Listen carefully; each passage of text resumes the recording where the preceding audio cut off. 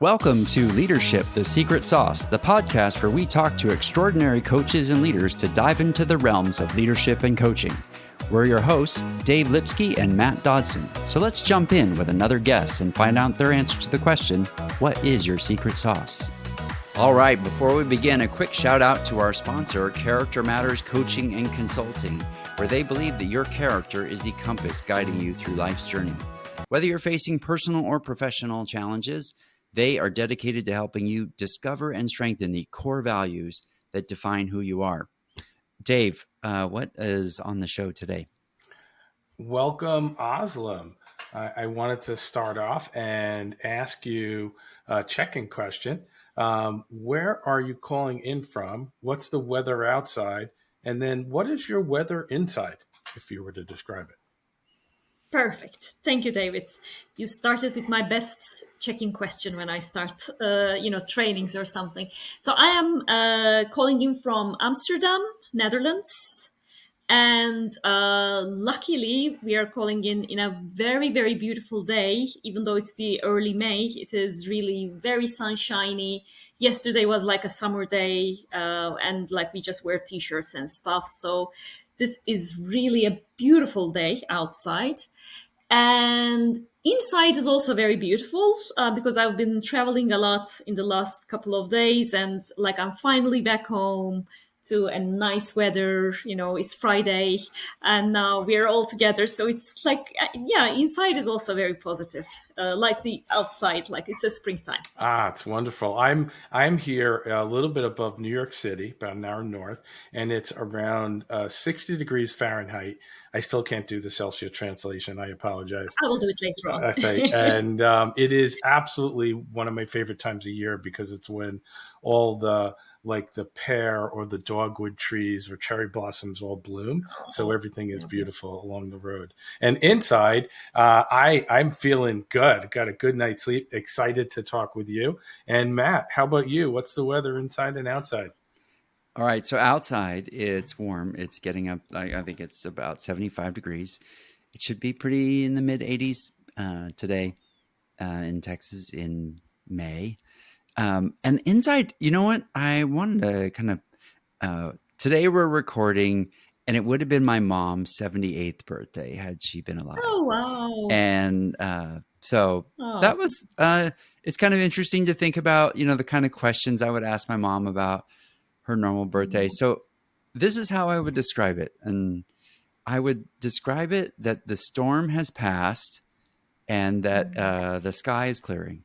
So a little bit, sort of the post-storm weather. Happy birthday, Mom. Yes. Yeah, exactly. Yeah, her energy is with us. Yeah. And I love that, the idea of the skies clearing. We all have that energy force, and folks that are here and folks that are not, like we can remember them by the energy they brought into the room. So with that transition, Özlem, as you were traveling around your fabulous public transport system, which I'm a little jealous of, and somebody turns to you and says, "Oh, Özlem, what do you do?" How do you describe that? Well, I always first start by saying I'm a professional coach. And that's my favorite identity of all the identities I carry. I am a entrepreneur, an identity that I, was able to embrace quite late. But I am a co-founder of Sparkus Digital Coaching. And I used to say, like, my business partner is the entrepreneur and I'm just the coach for a long while. So, but, over the years, I embraced that identity as well. And what I do is, in whatever shape or form, I help organizations to build coaching cultures. So it could be through mentoring, it could be through training their leaders, it could be obviously delivering coaching, helping internal coaching programs, etc. So, but like in whatever shape or form, I really believe in coaching culture. And that is my mission, let's say. I really appreciate that. And I follow up to the point at which you decided I'm also the entrepreneur. What changed? What changed for you? Very good question. Um, I think I had a realization that I am using that growth mindset not only for myself but also for my business, because especially in the last couple of years, economy has been up and down, a lot of uncertainties, COVID, etc. So like a lot of challenges hit the business. And throughout that period, I kept on reinventing what we deliver, how we deliver it, etc. And I catched myself doing that over and over again, like a very kind of a automatic mechanism. And then I said, like, okay, now, let's be honest. Now you're an entrepreneur, so it's not by the definition of the typical when you go to like entrepreneurial trainings, etc. There are lots of other things, all the RRRs, I don't know, like all these little words that people use, abbreviations. And it's not about really using those abbreviations or going out and speaking to investors and that kind of stuff that make you entrepreneur. I think what makes you an entrepreneur is really keep on rethinking about your business over and over again, and always trying to find a way to make it happen. And so the moment I realized I made that definition shift in me, I just kind of embraced it a lot. Wow. But I never thought about this, by the way, until you asked me. Thank you. And you know what I would say for those of you that are listening, I encourage you to already, even we haven't even asked it, to follow Özlem on LinkedIn, because you describe that on your posts. So I find that really unique, and it just mirrors exactly what you said. So thank you. Yeah. Yeah. Awesome. What do you think is your secret sauce? I think overall, in all the work that I've done, the core thing is I think I have an ability to simplify things and make them crisp. Like simplify maybe I don't know, a process. Sometimes for my individual clients, let's say if they have a lot of things going on, I reflect back with, I don't know, maybe a metaphor or something, so it makes it easier. I don't like to brag about it, but I wrote a book, and I explained about the voice dialogue theory in terms of teams, organizations, etc. So it is already, voice dialogue itself is a complex system, and on top of it, organizational systems are complex. But everybody says like it was very simply put. So that is, I over the years figured out that that's my secret sauce, like being able to simplify complex things. And how did you know that? Like, does it show up in your coaching? And I think it does. I mean, in my first thing, like the main realization, I think, came when we were building the digital coaching platform. Because it was like the core idea. We started very early in 2010.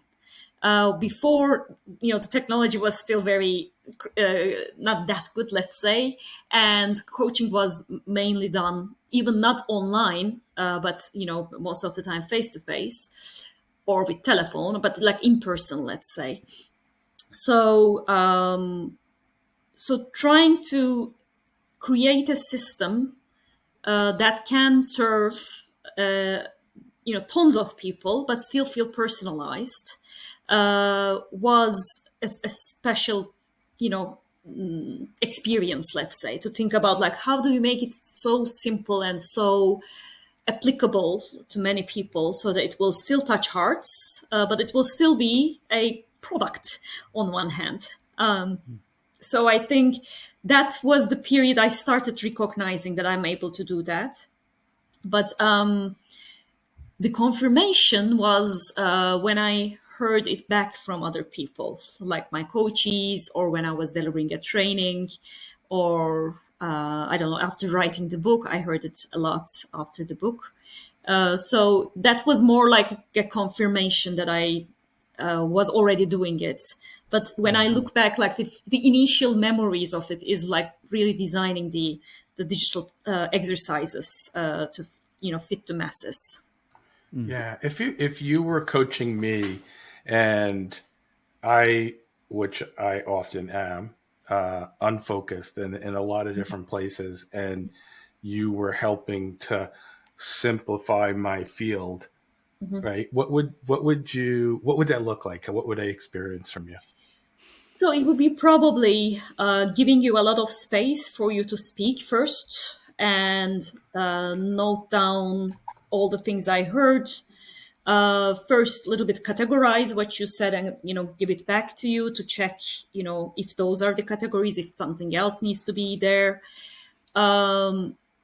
Then slowly asking for like even a simpler category, maybe like I don't know, maybe a like what's the highlight or how can they come together. So that one part would be like that, like it all entangled things and just first put things in order, let's say. And then I might ask, depending on how you present it, of course, about to select one, like the most important one maybe, and dive deeper into that one. So that's one version of how it can be. The other version could be also, let's say, if you talked too much already, maybe it won't be the content, but just giving a reflection of that you've been talking a lot and like maybe it's too confusing already, like something like about the process. It could also be like that kind of mirroring could also be. And the third version, I would say I use a lot metaphors to describe a scene. And I think, we build up on that. If the clients themselves are using metaphors, I build up on their metaphor. If not, I'm just creating a metaphor and I'm checking if it makes sense, and then we can build up on that. I think that helps people to, take a distance from the details and just look into it with a different eye. So those are most of the time things I think, using. I think that metaphor idea is really something that is a very powerful experience inside of coaching. When you've applied a metaphor, I think the clients can take that away. Yeah. And One they will of, remember.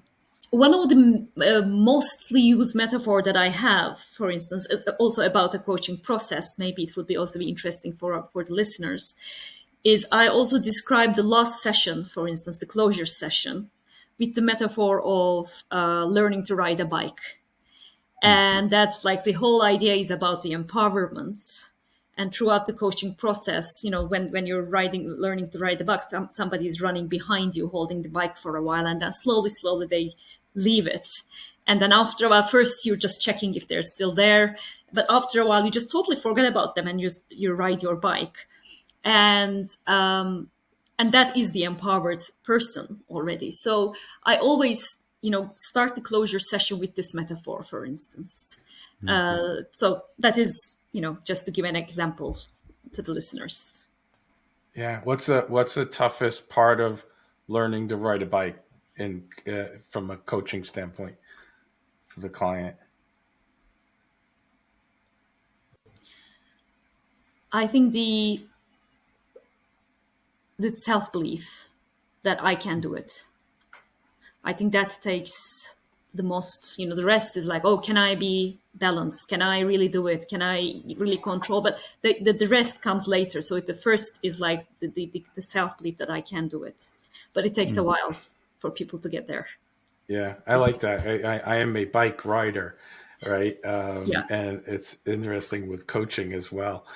What do you want from a coach? Somebody who's coaching you? Is it similar to what you described? Is it different? What's most helpful? Yeah, similar in a sense of I wouldn't like the coach to be there. Let's say so. I really like the coach to be as much as possible become transparent along the process, not at the beginning, but along the process, giving me a lot of space. But I also want someone to challenge me. It's not like they just, I could have otherwise written it to a notebook or something. I want them to, reflect back, again, make me sort out things. Like if I'm like you bringing, sometimes I'm also, for others, I'm very easy to simplify it. But when it's inside, it is always very difficult to simplify it. Everything can be entangled. So I would want that. I would want someone to help me sort things out, challenge me also, even sometimes, give the difficult messages. I'm open to be, to receive feedback of that sort also. And then after a while, just let me slowly do it myself, and then they simply disappear along the process.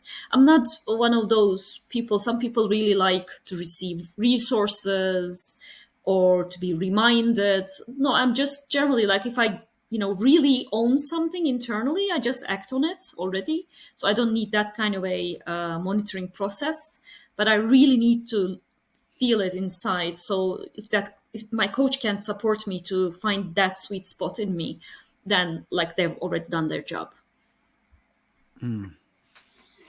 That's really,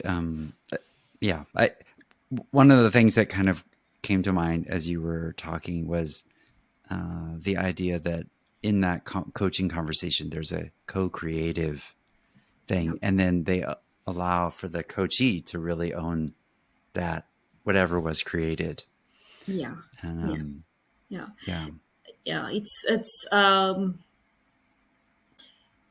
It is. I mean, for me, I know, of course, the ICF's approach and everything, but I would be okay if the person has a kind of a experience to share. Of course, checking with me. I would be okay to hear that also, because I also, like you said, believe in that co-creation. I would be okay to, receive that perspective. But I also want to have the space to say, no, this doesn't fit me. No, this is not my story. But then it can help me to redefine what I'm going through, maybe. So I'm also using that as a kind of a input to revise, refine, whatever. So I am open to that kind of co-creation with my coach. Yeah, nice.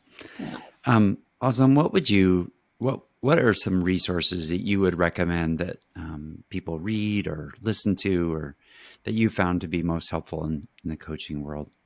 Yeah, I think the first question whenever I hear about a resource is always one of my go-to books is Anatomy of Peace by the Arbinger Institute. I think it's a book that was for a short while very well known, but then like it just disappeared from the scene. But it was an eye-opener for me. And I think for coaching processes, it's also very much needed, because, you can come from different places of like trying to be helpful, but a little bit going too much. Or you think you know a lot, and I'm going to tell other people, etc. So it's a great book, both in terms of making peace with the outside world, let's say, with the people you don't really can have a connection with. So getting out of that box and just really seeing the person first. It helped me in my sales processes also, seeing the person as the person, having needs and everything. So it just helped on that front. But it also helped me a lot in coaching, really stepping out of all my presumptions and, going deeper into, who this person is. And I think that is one of my go-to books. Talking about resources, we can also think about podcasts, I guess. I really love listening to Esther Perel's sessions. was Where Should We Begin is the one with couples, but the other one, like How Is Work, is a great one, because it's also nice to hear someone have a session. It's not a coaching session maybe per se. That's not the approach, but still, hearing how to approach it, how to look from a different angle. I really like listening to a full session in that sense, like how it's transformed in the conversation. And of course, I would go for Embracing Ourselves by Hal and Sidra Stone, which are they were the founders of Voice Dialogue, and I think it's a very powerful awareness that there are many me's inside me, and then they can clash with each other, let alone they start clashing with other people. So it helps me a lot to redefine a lot of myselfs, like myself when I can really relax and listen to someone, versus that part that has the rush to stop, to finish things. And there lots of different versions of us are present, and being aware of them, present in different moments, also present where they should be, present where they shouldn't be. So recognizing all that is, I think, important. So those would be the. And if I may, I can of course suggest my own book. Yes, that's something we don't do generally, right? So yeah, so it kind of simplifies some other elements. It's world voices in a polarized world, which is getting more and more important, I think, now. At the moment, the time I wrote it, the world was fully not polarized like that, but it's very much polarized now. So it might be an interesting take. I really I was exactly going to ask you about your book, so you read my mind. Oh, I am interested in like the Sparkus platform and how you help coaches. And this is ongoing conversation that Matt and I have, and I have with students around, how do we position AI in our lives as coaches? Where is it a threat and it's going to replace us, to how is it a guide on our side to make us better coaches? Yeah. And I'm just interested in your perspective and how your platform is kind of designed to address that. Great question. Actually, it's a big question because a lot of things I'm dealing with.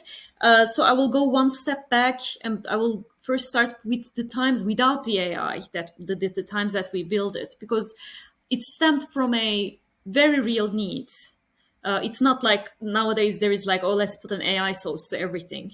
But it just originally started from a place of, I'm originally Turkish, and every year millions of young people are joining university. And most of the time, in most of the education systems, it is about the past, not for the future, not built for like, what do I do in the future? So they definitely need coaching a lot, but they don't have the resources, they don't have the money, they don't know where to start. Nobody teach them that. So it started from that place of like, how do we bring coaching to these people who really need it, but don't have the resources? I mean, there were a number of sponsored voluntary work done, but like very, very small people were benefiting from it. So the starting point was like, how do we bring coaching to a large scale? And based on that, I'm coming to the question of like, where the AI will help us, or like where the technology will help us. Let's talk it like an open. First of all, without the technology, we have zero at our hands for some people for the coaching. So if it's just one more, like a plus one is there, that is already great. But on top of it, of course, there are lots of other benefits that technology has. First of all, research also shows, and our experience also shows, that when people are in front of a computer by themselves without another person, they don't have the social censoring, which is like, do I say something stupid? I'm going to share my dreams, but maybe they would be, a little bit over the top. So they have like unknown limitations without even recognizing they put on themselves. They don't even mention the fear of being judged, a lot of things. The research in therapy, online therapy, like digital therapy, let's say, shows that people share their suicidal thoughts, difficult issues like rape, etc., much early on when they're in front of a computer, without the fear that, I'm just going to say it and it will be, they just write it out. So it's very similar we experience in terms of people sharing their dreams, sharing their difficulties. We already observed that, like it was right there from the beginning. And as a coach, when you have that in front of you right from the beginning, without it coming up in maybe the third session, fourth session after they really build trust, then you have a different story at your hand when you're starting the coaching process. So it really enhances your relationship with the person. So over the years figured out that it's not only increasing the trust between the two of you, because if you've read what they've written and are starting from that place, of course it already starts with a good trust to you as a coach, but it also enhances their trust to the process. So because they go through some exercises and step by step, there have been many coaches that I had in the past who have gone through the digital platform, coming to the session saying like, okay, I wrote down 3 development goals, but for one of them, I already did an action plan and I already started, moving ahead. So let's focus on the other 2. So some of the things are very easy to solve, and they just do it already. And then they already have the trust to the process when they come to you. So like those kind of things really help.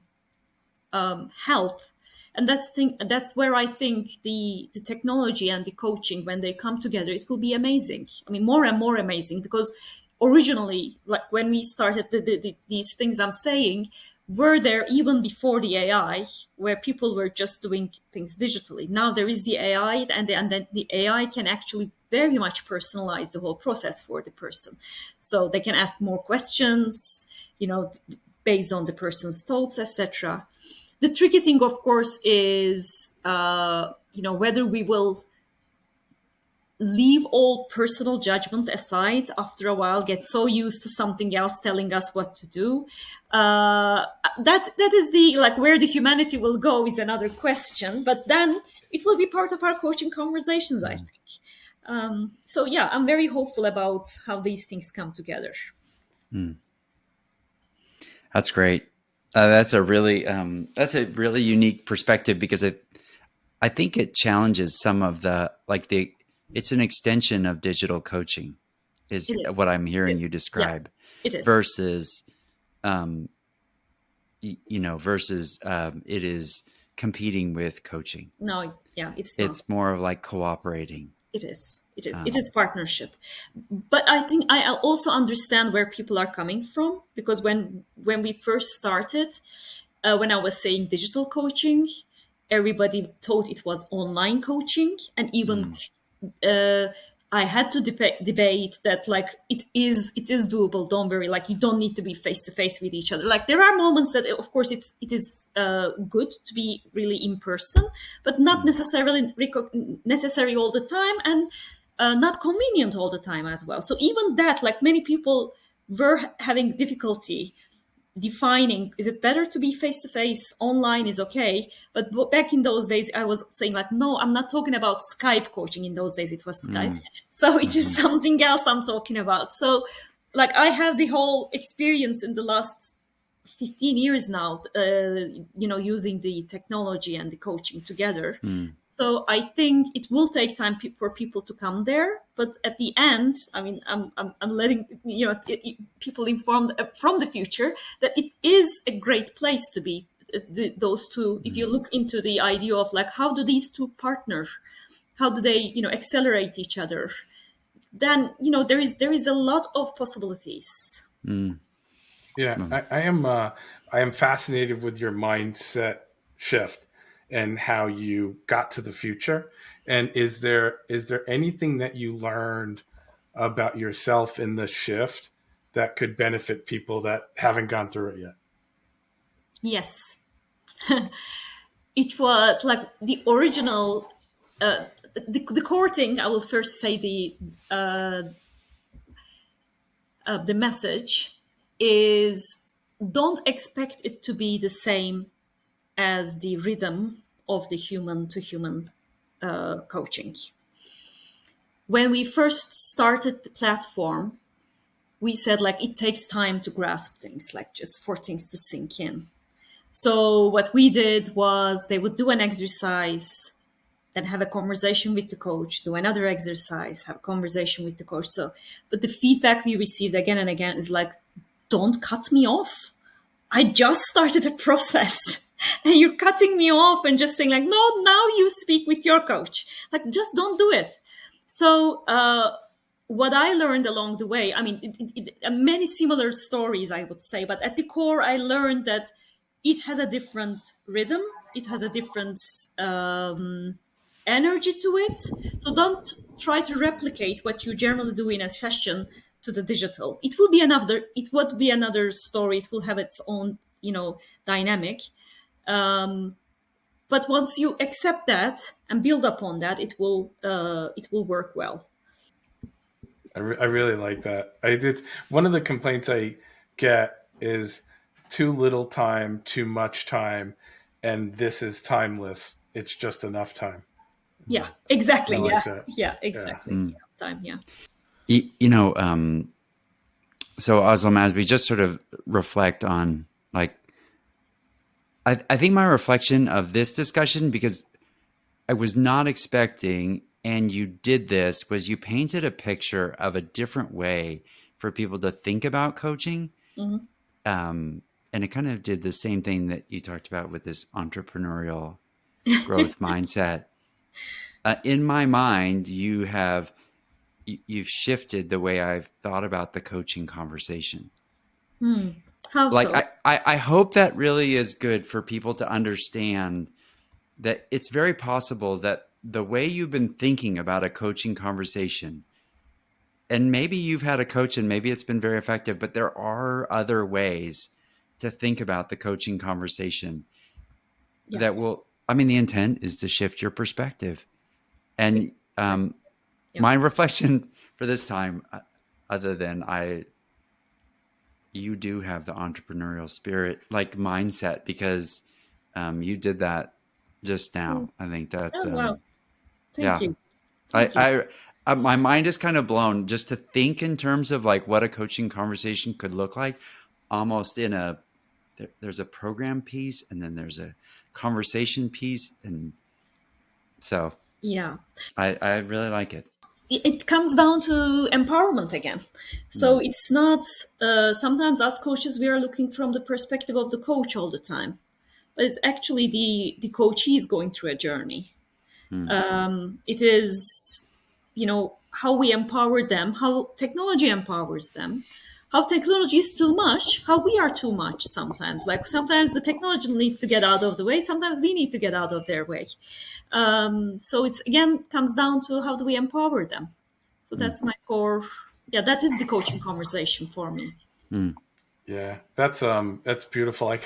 My reflection is your book on polarization. The other end of the scale is, the empowerment, the belief that you have control to not think one thing going in and coming out. Right, you can actually think it's something else. Right, so there's a certain vulnerability of what you talk about in the process, and it is a certain self-awareness and safety that we have to create.